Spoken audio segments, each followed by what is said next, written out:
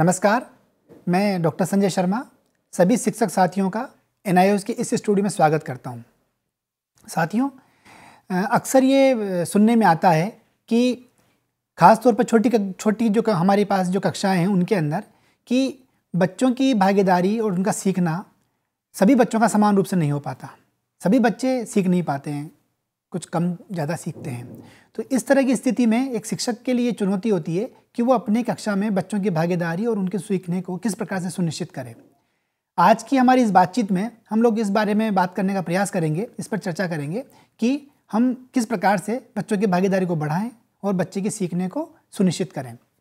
इससे पूर्व हमें ये समझना होगा कि आखिर हम लोग सीखना किसे कहते हैं, और सीखने को समझ लेने के बाद ये जानना बहुत ज़रूरी है कि सीखना किन किन कारकों से प्रभावित होता है। और चूँकि आज की बातचीत हमारे पर्यावरण अध्ययन विषय के साथ जुड़ी है, तो इसलिए ये भी समझना ज़रूरी होगा कि पर्यावरण अध्ययन से हमारा क्या अभिप्राय है और ये अध्ययन क्यों ज़रूरी होता है। जब हम ये जान लेंगे कि इसकी क्यों आवश्यकता पड़ती है, तो निश्चित रूप से हम बच्चों की भागीदारी को बढ़ा पाएंगे, और ऐसा कर लेने के बाद बच्चों का सीखना भी सुनिश्चित होगा। इसके बारे में भी हम लोग चर्चा करेंगे, और इसमें हमारी अपनी क्या भूमिका है ये देखना और जानना बहुत महत्वपूर्ण बनता है। सीखना, जैसा कि आप सब लोग जानते हैं, कि एक ऐसी प्रक्रिया है जिसके द्वारा व्यक्ति के व्यवहार में कुछ खास तरह के हम लोग बदलाव करना चाहते हैं। जब ये खास तरह के बदलाव या अपेक्षित बदलाव व्यक्ति के जीवन में या बच्चे के जीवन में होते हैं, तो निश्चित रूप से ये सीखने की गतिविधि की तरफ बढ़ रहा होता है। ये प्रक्रिया सीखने की प्रक्रिया कहला रही होती है। अक्सर ये बदलाव स्थायी होते हैं, और इन बदलावों के माध्यम से या इन परिवर्तनों के माध्यम से व्यक्ति अपने जीवन में जो लक्ष्य वो तय करता है उनकी प्राप्ति की तरफ बढ़ रहा होता है। सीखना एक प्रकार से एक सुविचारित प्रक्रिया है, एक योजनाबद्ध प्रक्रिया है, एक संज्ञानात्मक प्रक्रिया है, जिसमें सीखने वाले की भूमिका एक प्रकार से सक्रिय, संचेतन और उत्प्रेरक की होती है। अर्थात सीखना एक समय एवं संदर्भ सापेक्ष होने वाली गतिविधि है, होने वाली एक प्रक्रिया है, जिसमें सीखने के लिए जैसा कि बताया गया कि एक कोई ना कोई आपके पास एक विचार होना चाहिए, एक तैयारी होनी चाहिए, और एक मानसिक स्थिति भी उसके साथ जुड़नी चाहिए, और जिसमें हम कुछ खास तरह के बदलाव उस बच्चे में हम देख पाते हैं, और उसके लिए उसका अपना तैयार होना और उसका अपना सक्रिय होना बहुत महत्वपूर्ण होता है। तो सीखना एक प्रकार से, अक्सर हम लोग सीखने की स्थिति में हम ये पाते हैं कि बच्चे नकल करके सीखते हैं, या हम उसे कह सकते हैं कि वो अनुकरण करके सीखते हैं, गलतियाँ करके सीखते हैं, अभ्यास एवं त्रुटि के माध्यम से वो सीखते हैं। अवलोकन करके सीखना एक बहुत महत्वपूर्ण उपागम है सीखने का, जिसमें अक्सर बच्चे नए व्यवहार का निर्माण कर रहे होते हैं। हम ये भी जानते हैं कि बच्चे अपने अनुभवों के द्वारा ही सीखते हैं, और इन अनुभवों के निर्माण में बच्चों के संवेदी अंगों की बहुत महत्वपूर्ण भूमिका होती है। बच्चे का देखना, सूंघना, उसका छूना, उसका बात करना या उसका समझना, इन तमाम तरह की स्थितियों से हम ये मानकर चलते हैं कि बच्चा सीख रहा होता है, और बच्चे इसी प्रकार से सीखते हैं। सीखने को समझ लेने के बाद हमारे लिए ये जानना बहुत ज़रूरी बन जाता है कि हम ये जानें कि कौन कौन से ऐसे कारक हैं जो सीखने की गति को कम करते हैं या बढ़ाते हैं या उसको प्रभावित करते हैं। इन कारकों में प्रमुख रूप से हम ये मानते हैं कि बच्चे की अपनी समझ, उसी परिपक्वता सीखने की गति को बढ़ाती है या कम कर सकती है। सीखने के लिए उसकी तैयारी, उसकी जिज्ञासा, उसकी तत्परता भी सीखने में एक महत्वपूर्ण भूमिका निभाती है। यदि आपने अपनी कक्षा में बच्चे को सीखने का माहौल दिया है, या आपने इस तरह का परिवेश का निर्माण किया है जहाँ बच्चा सीख पाए, जहाँ बच्चा समझ पाए, तो निश्चित रूप से वहाँ पर सीखने सिखाने की परंपरा या गतिविधि आगे बढ़ रही होती है। जैसा कि सभी शिक्षक साथी इस बात से परिचित हैं कि सीखने के लिए प्रेरणा का होना बहुत ज़रूरी है, और ये प्रेरणा प्राय आंतरिक हो सकती है या बाह्य हो सकती है। यदि आपने अपनी कक्षा में सीखने में रोचकता का ध्यान रखा है, बच्चे के आनंद का ध्यान रखा है, बच्चे की सक्रियता का ध्यान रखा है, तो निश्चित रूप से ये सब सीखने की गतिविधि को बढ़ा रहे होते हैं। सीखने की जो सीखने सिखाने की जो परंपरा है या उसकी जो प्रक्रिया है, उसमें एक प्रकार से गति मिलती है और बच्चे सक्रियता से सीख पाते हैं। सभी विद्यार्थी सीखें, इसके लिए चूँकि आज की बातचीत हमारी इसी मुद्दे पर है कि जिसमें हम लोगों को ये समझना है कि हमारी कक्षा में सभी विद्यार्थियों की सीखने की स्थिति किस प्रकार बढ़ सकती है, सभी बच्चों की सीखने की भागीदारी किस प्रकार बढ़ सकती है।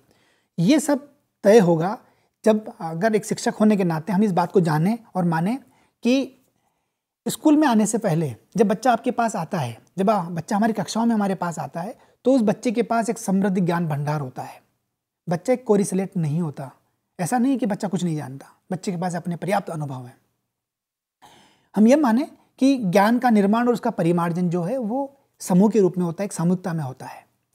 सभी बच्चे स्वाभाविक रूप से जिज्ञासु होते हैं, वो अपने स्वभाव से कुछ जानना चाहते हैं, कुछ करना चाहते हैं। अगर एक शिक्षिका होने के नाते हम ये मान लेते हैं कि हमारे बच्चे हमारी कक्षा में जो हैं वो सब समझना चाहते हैं, सब सीखना चाहते हैं, सब जानना चाहते हैं, यदि हम ये मानते हैं तो निश्चित रूप से हम अपनी किसी भी गतिविधि में बच्चों की भागीदारी को बढ़ा रहे होंगे।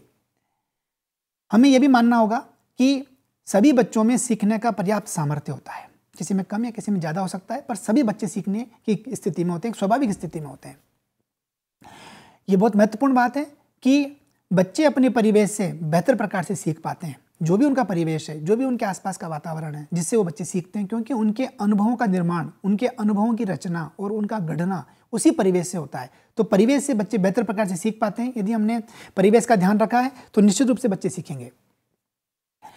सीखने का मतलब, एक शिक्षक होने के नाते हमें यह समझना होगा कि सीखने का मतलब यदि बच्चे अपने अनुभवों को दोहराते हैं, बच्चे अपनी कक्षा में उन जो भी उसने अनुभव किया है उसके ऊपर बातचीत करते हैं, उसका प्रयोग करते हैं, उसके ऊपर चर्चा करना चाहते हैं, उन चर्चाओं पर या उन प्रयोगों पर सवाल खड़े करते हैं, सोचते हैं, खुद से कुछ करके देखना चाहते हैं। यदि अगर ऐसा होता है तो निश्चित रूप से ये एक बेहतर सीखने की स्थिति है। आप कह सकते हैं कि ऐसी कक्षा में अधिगम बहुत स्वाभाविक है। एक शिक्षक होने के नाते हमारी ये महत्वपूर्ण जिम्मेदारी बन जाती है कि हम सीखने के लिए बच्चों को अवसर दें, और ये अवसर देना और एक उस वातावरण का निर्माण करना एक शिक्षक के लिए बहुत महत्वपूर्ण बात है। एक शिक्षक की ये एक प्रकार से जवाबदेही है। कक्षा की सभी गतिविधियां बच्चे के लिए होती है। अगर हम ऐसा मानते हैं तो निश्चित रूप से हमारी उस कक्षा में बच्चों की भागीदारी बढ़ रही होगी।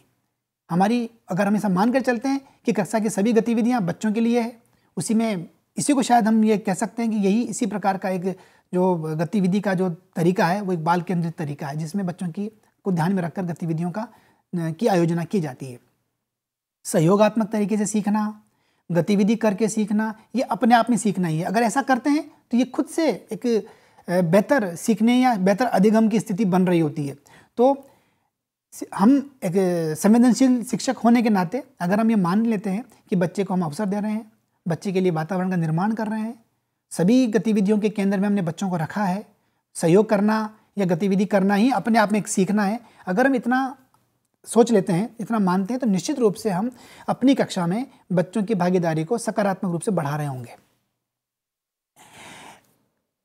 सीखना क्या होता है और सीखने के कौन कौन से कारक हैं, ये सब जान लेने के बाद ये महत्वपूर्ण बन जाता है कि जिस विषय में आज हम लोग बात कर रहे हैं, पर्यावरण अध्ययन। पर्यावरण अध्ययन को समझना बहुत महत्वपूर्ण है। पर्यावरण से हमारा क्या अभिप्राय है? मूलतः या सामान्य अर्थों में हमारे आसपास के वातावरण को हम पर्यावरण कहते हैं। पर्यावरण शब्द को अगर हम संधि विच्छेद करें तो हम ये पाते हैं कि परि मतलब चारों तरफ और उसका आवरण मतलब घेरा। जो चारों तरफ का हमारा घेरा है वो ये जो पर्यावरण है या जो ये परिवेश है, ये बच्चे के परिवार से हैं, उसके समाज से हैं, उसके आसपास की बस्ती या उसके गांव से, उसके मित्र, उसके सखा, उसके साथी, खेत, मैदान, खलियान, पेड़ पौधे, नदी, पहाड़, ये सब मिलकर उस बच्चे के पर्यावरण की रचना कर रहे होते हैं। जैसा कि परिवार से लेकर नदी, पहाड़ तक या तमाम आसपास की चीज़ें उसमें शामिल हैं, तो निश्चित रूप से पर्यावरण एक जटिल और लगातार बदलने वाला तंत्र है। ये एक जटिल स्थिति है जिसमें बच्चे का स्वयं का अपनी भागीदारी, उसके परिवार, उसके समाज, उसके आसपास, उसके मोहल्ले, खेत खलियान सब शामिल होते हैं। तो एक प्रकार से जटिल तंत्र बनता है। पर्यावरण अध्ययन का एक जो बड़ा कारण है या जो समझना चाहिए वो ये कि हम ये मानते हैं कि बच्चा अपने परिवेश से समझता है, सीखता है, तो पर्यावरण अध्ययन अपने आप में एक सीखने का माध्यम बन जाता है। पर्यावरण अध्ययन सीखने की एक प्रक्रिया है। पर्यावरण अध्ययन में बच्चे अपने अनुभवों को आकार दे रहे होते हैं, उनको दिशा दे रहे होते हैं। तो इस प्रकार बच्चों के अनुभव को दिशा देने में, बच्चों के अनुभव को आकार देने में पर्यावरण एक सशक्त भूमिका निभाता है। पर्यावरण अपना एक मजबूत माध्यम के रूप में काम कर रहा होता है। पर्यावरण की जो अवधारणा है उसको अगर हम लोग कुछ अवयवों में बांट कर देखें, कुछ खंडों में बांट कर देखें, तो हम ये पाते हैं कि समग्र पर्यावरण में, संपूर्ण पर्यावरण में बच्चे का अपना भौतिक परिवेश, उसका घर, उसका आसपास का भूगोल, उसके आसपास की भौगोलिक स्थिति, बच्चे का अपना जैविक परिवेश, पेड़ पौधे, खेती के आसपास की चीज़ें, तमाम बातें, और उसकी सामाजिक सांस्कृतिक स्थितियाँ, यहाँ तक कि बच्चे की भाषा, बच्चे का रहन सहन, बच्चे की संस्कृति, बच्चे का उठना बैठना चलना बोलना, ये सब उसमें शामिल होता है। तो ये भौतिक, एक प्रकार से जैविक, एक प्रकार से सामाजिक सांस्कृतिक निर्मिति भी है। तो पर्यावरण मूलतः इन सबसे मिलकर बनता है, जिसमें बच्चे का अपना होना, बच्चे की अपनी पूरी गतिविधियाँ, बच्चे के उसके सांस्कृतिक और सामाजिक उपागम, ये सब एक बड़ी भूमिका निभाते हैं। तो पर्यावरण इन सबका एक समग्रता है, इन सबका एक जो कह सकते हैं कि इन सबसे मिलकर पर्यावरण बनता है। अगर हम ये समझते हैं एक शिक्षक होने के नाते, तो हम ये पाते हैं कि हम इस तरह की गतिविधियाँ आयोजित करेंगे जिसमें इन सब का समावेश होगा। यदि हम ऐसा कर पाते हैं तो हम बेहतर पर्यावरण शिक्षण की तरफ बढ़ रहे होते हैं।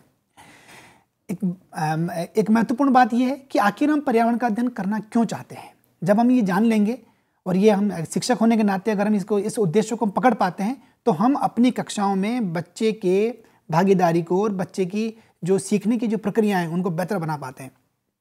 पर्यावरण का अध्ययन इसलिए भी आवश्यक है क्योंकि ये मानते हैं हम लोग कि बच्चे का जो परिवेश है, बच्चे का जो आसपास का वातावरण है, यही उसके सीखने की पहली पाठशाला है।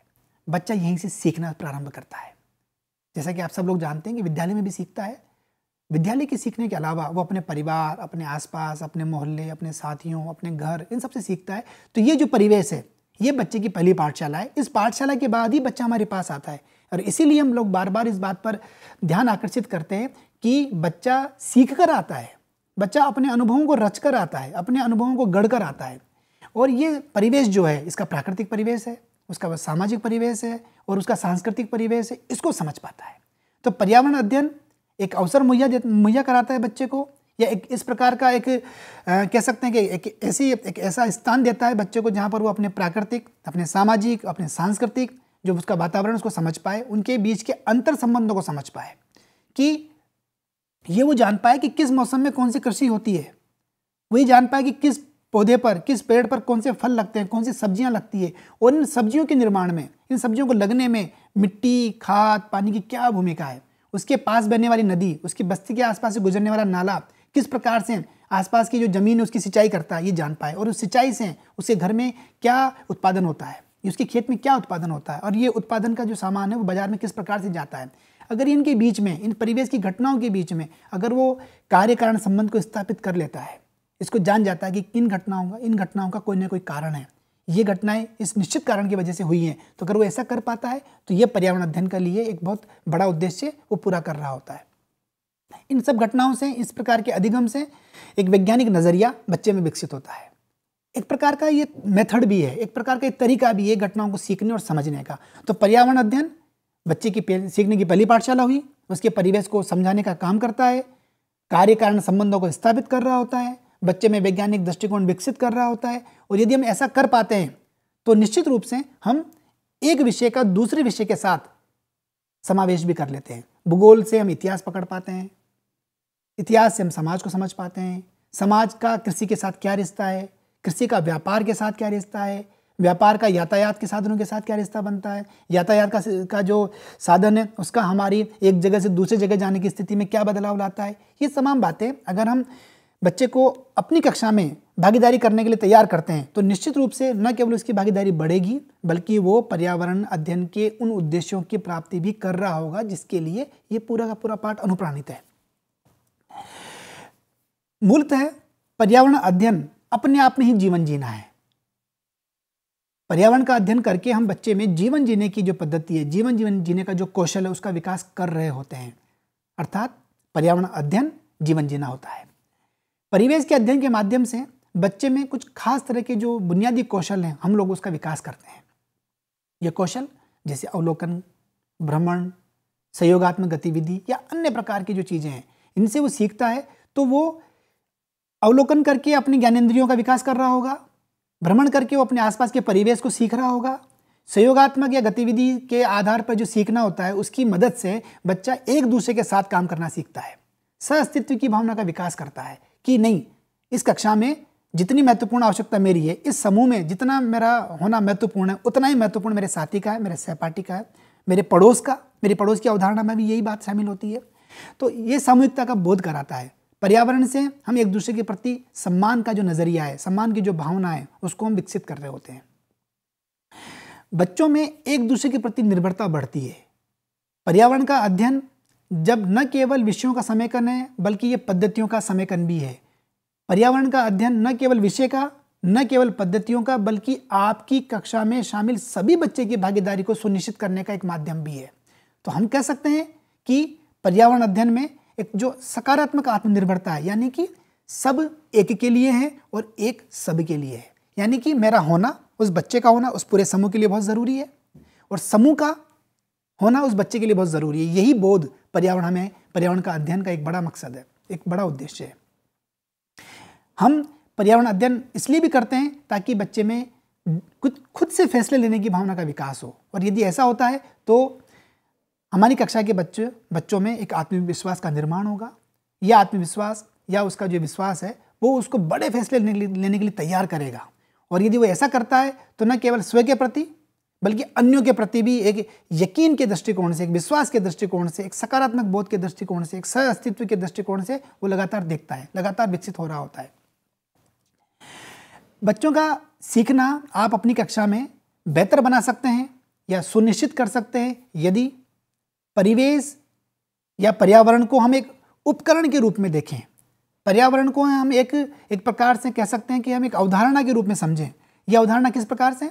परिवेश के बारे में सीखना, यानी कि पर्यावरण से सीखना, पर्यावरण के द्वारा सीखना और पर्यावरण के लिए सीखना। यदि हम ऐसा कर पाते हैं तो हम सभी बच्चों के सीखने को सुनिश्चित कर रहे होंगे।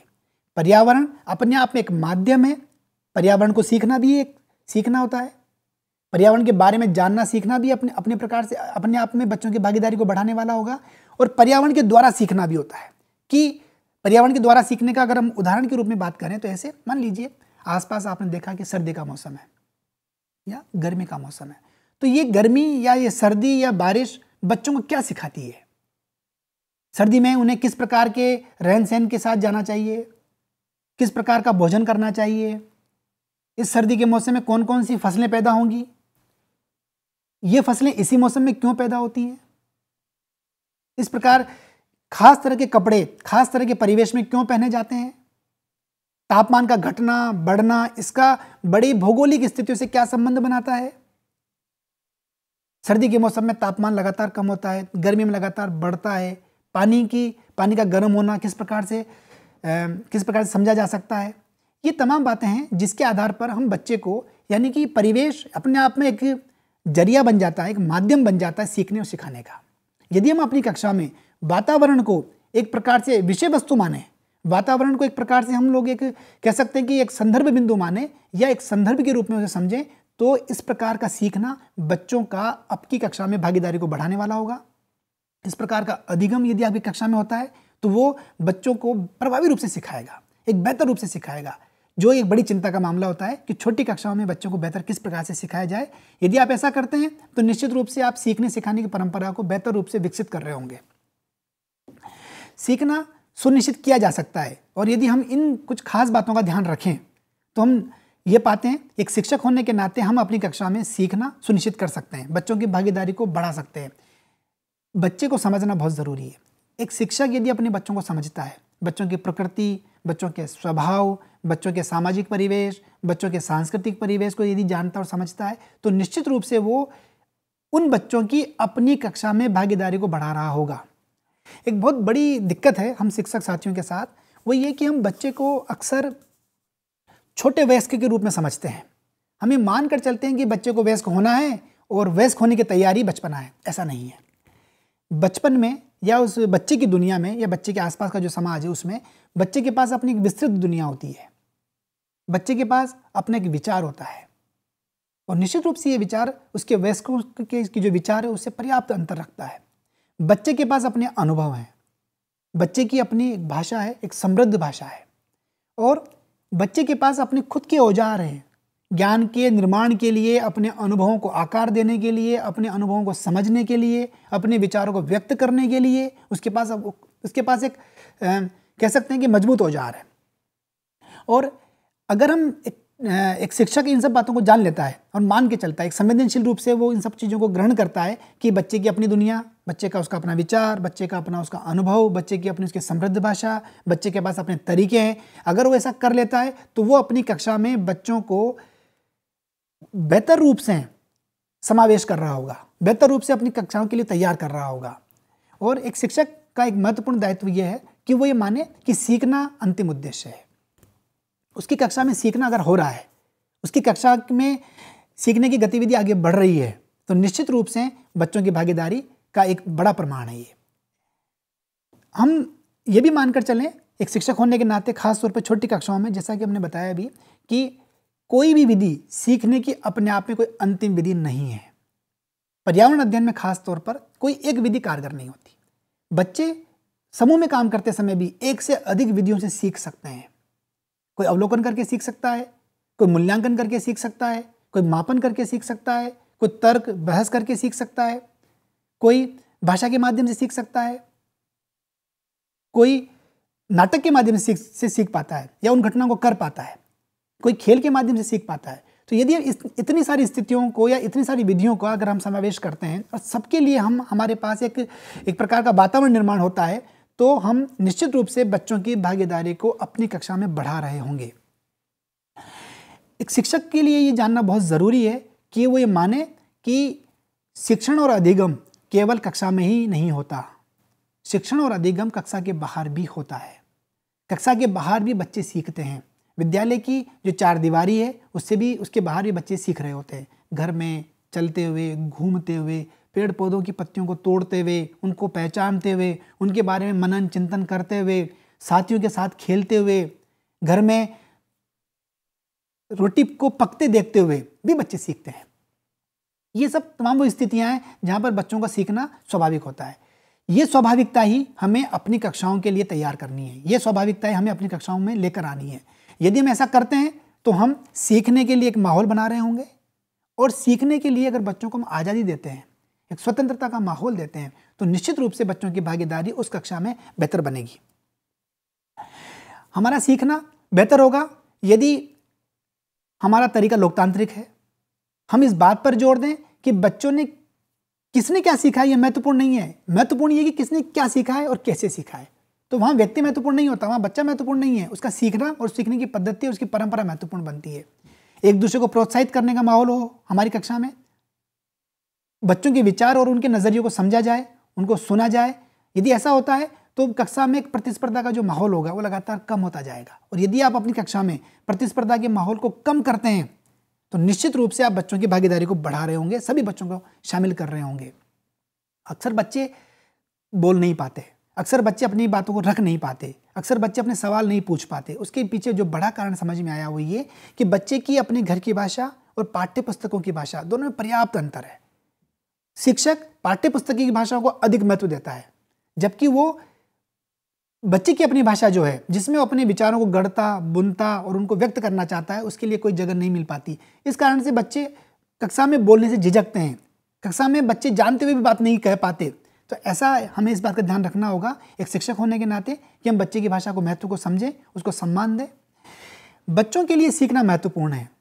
बच्चों के लिए ये बहुत महत्वपूर्ण या चिंता का मामला न रहे कि वो बेहतर नहीं कर पाए, वो असफल हो गए, वो उनका प्रयोग सफल नहीं हुआ, ये चिंता ना हो।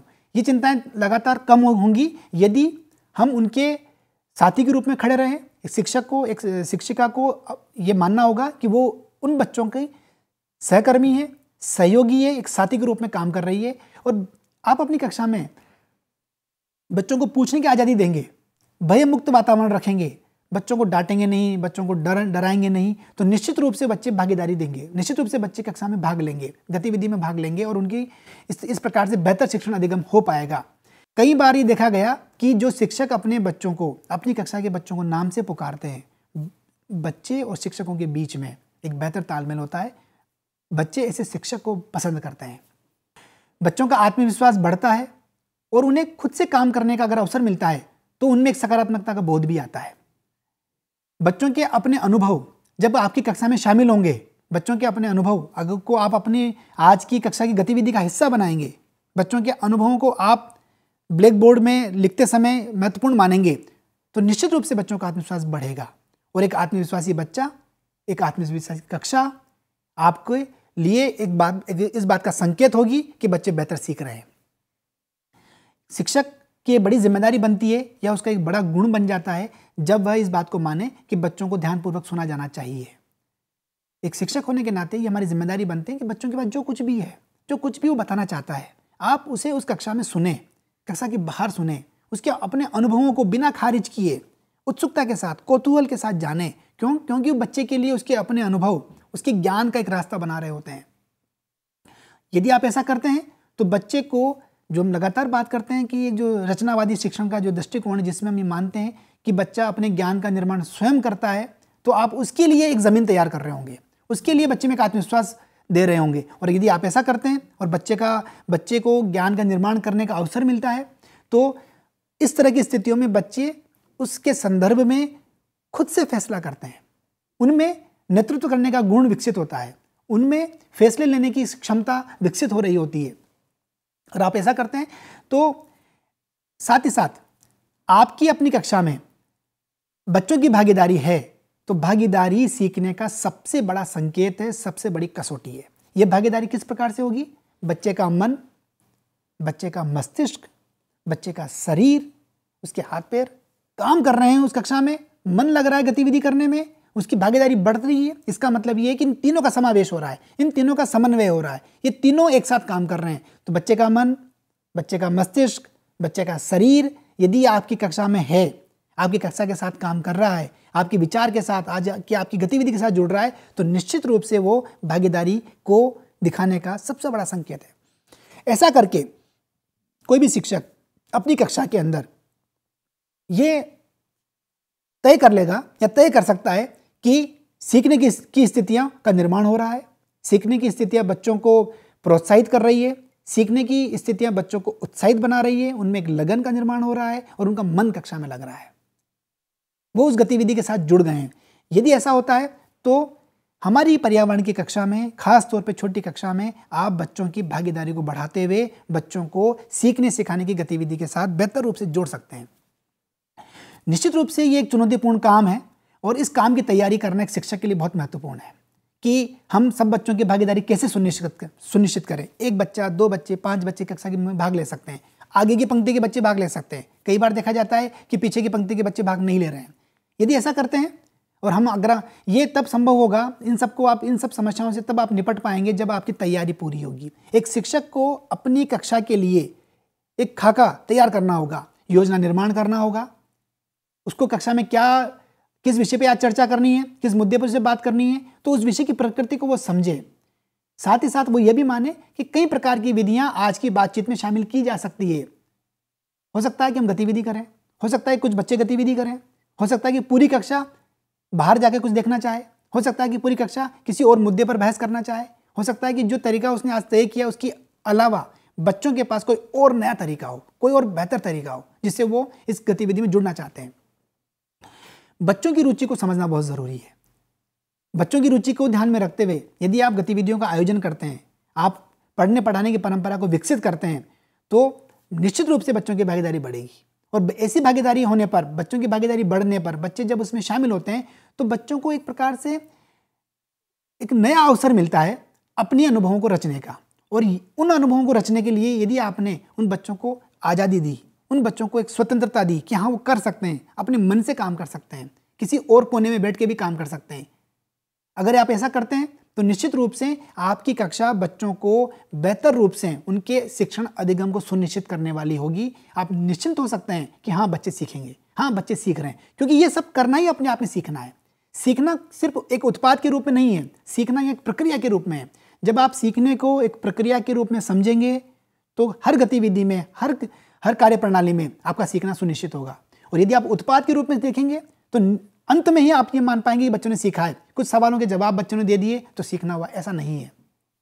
आप अपनी पूरी गतिविधि पर चिंतन करें, समीक्षा करें कि आज की गतिविधि को और बेहतर कैसे बनाया जा सकता है। यदि आप ऐसा करते हैं तो आप खुद भी अपने आप सक्रिय और सजग अधिगमकर्ता के रूप में काम कर रहे होंगे। बच्चों की सहभागिता को बढ़ाने में शिक्षक की महत्वपूर्ण भूमिका होती है, जैसा कि पूरी बातचीत में निकल कर आया। आपकी भूमिका इस मायने में भी है क्योंकि आप एक योजनाकार होते हैं। एक योजनाकार के रूप में शिक्षक की महत्वपूर्ण भूमिका होती है। योजनाकार से हमारा अभिप्राय है कि आप पूरी कक्षा का जो खाका बनाएंगे, पूरी कक्षा में क्या करना है, शुरू से लेकर अंत तक क्या करना है, उसके बाद हमें क्या करना है। अगर आप इसकी योजना बनाते हैं, योजना आपके हाथ में होती है, तो निश्चित रूप से आप बेहतर शिक्षण अधिगम की तरफ बढ़ रहे होंगे। कक्षा में आप संगठनकर्ता के रूप में काम करते हैं, सब बच्चों की भागीदारी को देखना, उन बच्चों को संसाधन मुहैया कराना, उस काम के लिए वातावरण का निर्माण करना, किसी कहानी के माध्यम से, किसी घटना का जिक्र करते हुए, किसी बाहर के वातावरण की चर्चा करते हुए। यदि आप ऐसा करते हैं तो आप अपनी कक्षा में बच्चों के सीखने सिखाने के लिए वातावरण तैयार कर रहे होंगे। आपका एक बड़ा महत्वपूर्ण काम है वो ये कि आप बच्चों को एक सक्रिय पर्यवेक्षक के रूप में देखते हैं। उनके ग्रुप में जाकर छोटे छोटे समूह में आपने जो बच्चों की भागीदारी को बढ़ाने का काम किया, उसमें जाकर आप देखते हैं कि बच्चे किस प्रकार से गतिविधि कर रहे हैं, किस प्रकार से सीख रहे हैं। और अंत में आप खुद भी ये माने कि सक्रिय अधिगमनकर्ता के रूप में आपकी भूमिका होती है, यानी कि आप भी एक लर्नर हैं, आप भी एक सीखने वाले की स्थिति में बच्चों के साथ। तो यदि बच्चे और शिक्षक दोनों मिलकर सीखने की भूमिका में होते हैं, ना कि सिखाने की भूमिका में, तो बेहतर रूप से सीखने की गतिविधि बढ़ रही होती है। और यह प्रक्रिया ही बच्चों की भागीदारी को सुनिश्चित करती है, आपको आश्वस्त करती है कि मेरी कक्षा के सभी बच्चे आज की इस गतिविधि में भाग ले रहे हैं। हो सकता है कि कुछ बच्चे ज़्यादा भाग लें, हो सकता है कुछ बच्चे ज़्यादा कम भाग लें। यदि ऐसा होता है तो ये कोई चिंता की बात नहीं है, पर हाँ, आप ये उनके कारणों को जान सकते हैं कि उसने कम भाग क्यों लिया, क्या हुआ ऐसा कि वो उसका बेहतर परिणाम नहीं आ पाया। तो निश्चित रूप से आप अपनी आने वाली गतिविधियों में उसकी तैयारी कर पाएंगे। यदि आप ऐसा करते हैं तो आप सक्रिय अधिगमकर्ता के रूप में कक्षा में बच्चों की सहभागिता को बढ़ाते हुए सभी बच्चों को सीखने और सिखाने के लिए तैयार कर रहे होंगे, सभी बच्चों को आप उसमें शामिल कर रहे होंगे। और यदि ऐसा होता है तो एक ऐसी कक्षा बाल केंद्रित कक्षा के रूप में जानी जाती है। यदि ऐसा होता है तो एक ऐसा शिक्षक सहयोगी शिक्षक के रूप में या बच्चों को साथी के रूप में जाना जाता है। धन्यवाद।